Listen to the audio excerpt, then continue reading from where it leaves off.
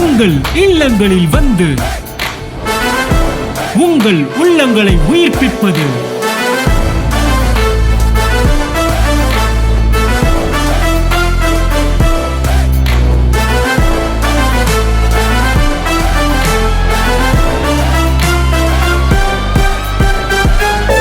உங்கள் channel DJ.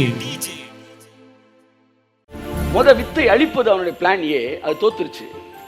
Plan B, வித்தை கலப்படமாக்குவது. இவ்வளவையும் தாண்டி தான் இயேசு பூமியில பறந்திருக்கிறார். அதான் நான் சொல்ல வரேன்.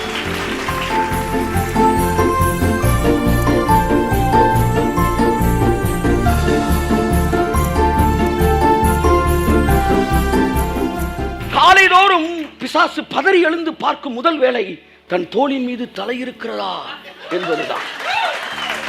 ஏனென்றால் அவர் உன் தலையை நசுக்குவார் என்கிற வார்த்தை இடியாக ஒவ்வொரு நாளும் அவன் இருதயத்தில் அடங்கியது. இந்த பயத்திற்கு ஒரு முடிவு கட்ட வேண்டும் என்று அவன் எடுத்த முயற்சிகள் ஏராளம் ஏராளம். தீர்வு தேடி தேவ வசனத்தை மறுபடியும் நாடினான். பாருங்க, அவனுக்கு கூட தீர்வு தேவ வசனத்துல இருக்கு. மறுபடி அவர் சொன்னதை திருப்பி திருப்பி கேட்டான். அவர் உன் தலையை நசுக்குவார், உன் வித்துக்கும் அவர். ஏனென்றால் அந்த அவரை கண்டுபிடிக்க அவன் தேவனுடைய வார்த்தையிலே தீர்வு தேடினான். யார் அந்த அவரு? தெரிஞ்சா கொண்டுலாம். அந்த அவர் யாரு? அவள் வித்துக்கும் உன் வித்துக்கும் பகை உண்டாக்குவேன். திரும்ப போடு, ரிவைன் பண்ணி போடுன்றான். திரும்ப அவர் என்ன சொல்லி சபிச்சார்? போறா. ஏன்னா வசனத்தை மெடிடேட் பண்ணாதான் வந்து அவனுக்கு விடிவு காலம் இருக்கு நான் நினைச்சிருக்கான். ஆனால் நீங்க சரியா மெடிடேட் பண்ணுங்க.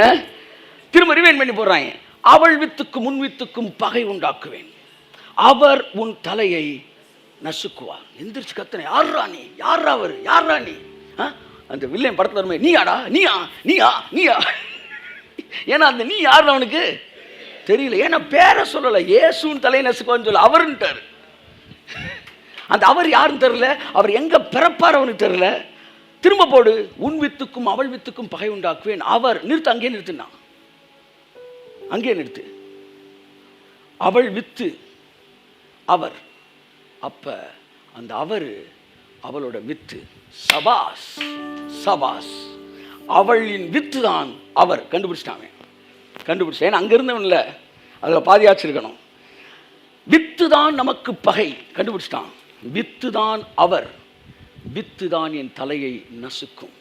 அப்படி என்றால் அந்த வித்து முழு உருவம் எடுப்பதற்கு முன்பாக அந்த வித்தை அழித்து விட்டால் நம் தலை நம்மோடு இருக்கும் என்கிற முடிவுக்குள் அவன் கடந்து வந்தான். சபா, அதுதான் சரியான தீர்வு என்று தனக்குள்ளே தீர்மானித்தான். முதல் முயற்சி. வித்தை அழிக்க அவன் காட்டிய வித்தைகள் ஏராளம். அந்த வித்து ஆபேல் என்று பிசாசு நினைத்தான். அவள் வித்துக்கும் உன் வித்துக்கும் பகை உண்டாக்குவேன்னு சொன்னப்ப முதலாவது அவளோட பிள்ளை தான் நம்ம தலையை கொல்ல போதுன்னு அவனுக்கு தெரிஞ்சிருச்சு. அப்ப பிள்ளை காயின் பிறக்கிறான். அவன் பொல்லாங்கனால் உண்டாயிருந்துன்னு பைபிள் சொல்லுது. ஸோ காயின் அவனோட வித்து. அடுத்து ஆபேல் பிறக்கும்போது இந்த வித்து தாண்டா நம்ம தலையை நசுக்க போதுன்னு நினைச்சிட்டு ஆபேல் என்று நினைத்து ஆதியாம் 4:8 ஆபேலை கொலை செய்தான். ஒட்டுமொத்த உலகத்தின் மக்கள் தொகை 4 சொல்றேன். அதுல வித்து 2. அதுல ஒன்று ஆபேல், இன்னொன்று காயின் பொல்லாங்கனால் உண்டானான் என்று வேதம் சொல்லுகிறது. கலை என்று வேதம் சொல்லுகிறது. ஆபேல் ஸ்திரீயின் வித்தாக இருந்தான். ஆகையால் ஸ்திரீயின் வித்தை பிசாசு கொல்லும்படிக்கு முடிவெடுத்தான், கொன்று விட்டான். சற்று நிம்மதி. எல்லாம் சொல்லுங்க, வித்தை கொன்னுட்டோம், இனி நம்ம தலையை நசுக்க முடியாது. ஆனால் பிறந்த ஆபேலை கொன்றவன் அவன் பிறப்பிடமாகி ஆதாமை மறந்து விட்டான். தேவனுடைய வைராக்கியம் ஆதாமுக்கு சேத்தை கொடுத்தது. வேதம் சொல்லுகிறது. ஆதியாம் 4:25-26 ஆபேலுக்கு பதிலாக தேவன் சேத்தை கொடுத்தார். தேவன் விடல, அவர் கிளீனா போயிட்டு இருக்கிறாரு. ஆபேலுக்கு பதிலாக எல்லாம் சொல்லுங்க, சேத்தை கொடுத்தார். பைபிள் சொல்லுது, ஜனங்கள் தேவனுடைய நாமத்தை தொழுது கொள்ள ஆரம்பித்தார்கள். இப்போ இவனை கொள்றதுக்கு இன்னொரு ஆள் அவனுக்கு மறுபடியும் தேவைப்படுது. காயினை போய் கூப்பிட்றான். அவன் சொல்லிட்டான், சார் ஏற்கனவே பண்ணதில் என்னை தூக்கியிருப்பார், என்னை மன்னித்து வெளியே விட்டார், இந்த ஏரியாவுக்குள்ளே வராதன்ட்டார். இப்போ இவனை கொல்லுவதற்கு அவனுக்கு இன்னொரு நபர் என்ன செய்யப்பட்டது, தேவைப்பட்டது. பிசாசுக்கு இப்பொழுது அடியாள் இல்லை.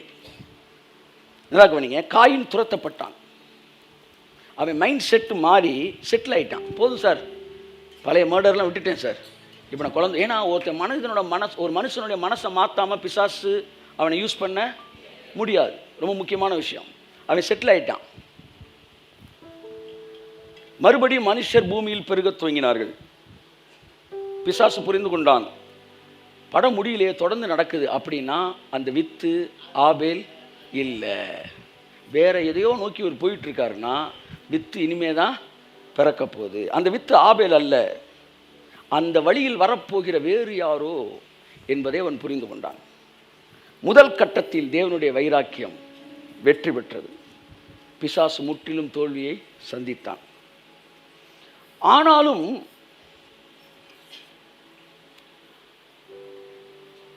ஆதாமின் சந்ததியில் பிறக்கப் போகிற அந்த வித்து என் தலையை நசுக்கும் என்றால், வித்தை அழிப்பது என்பது இனி சாத்தியமல்ல, பெருகிட்டாய். இனி வித்தை கலப்படமாக்குவதில் தான் நம்முடைய வித்தை இருக்கிறது. ஏன்னா அவர் வித்துன்னு ஒன்று வந்தால் தானே நம்மளை காலி பண்ணோம். அவர் வித்தையே சொத்தை ஆக்கிட்டா, வித்தை கலப்படமாக்கிட்டா, அவர் வித்துன்னு ஒன்று வந்தால் தானே எனக்கு அவனுக்கு பகை வரும்.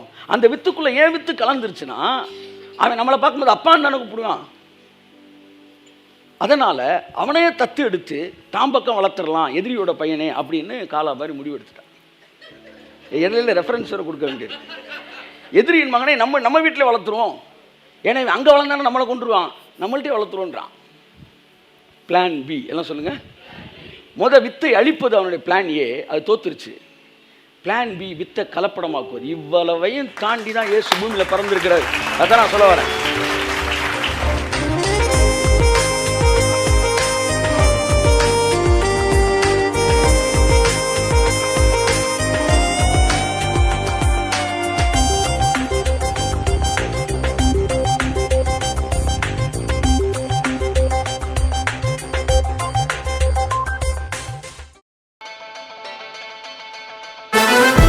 உங்கள் இல்லங்களில் வந்து உங்கள் உள்ளங்களை உயிர்ப்பிப்பது